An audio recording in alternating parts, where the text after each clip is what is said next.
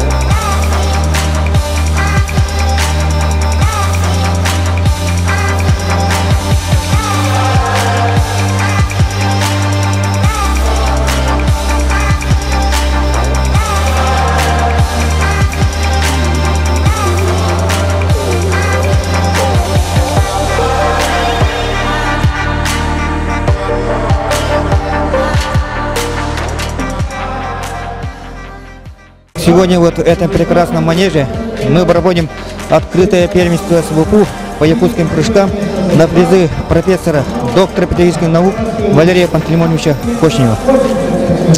И сегодня вот это соревнование принимает участие 79 спортсменов из 12 улусов и города Якутска. По каким прыжкам проходит соревнование? Так, ну, соревнования по положению проходят по 4 возрастным категориям. Это прыжки кылы, станга, ковах и сумма троеборья. Сколько дней будет проходить соревнование? Так, ну, по программе сегодня у нас проводится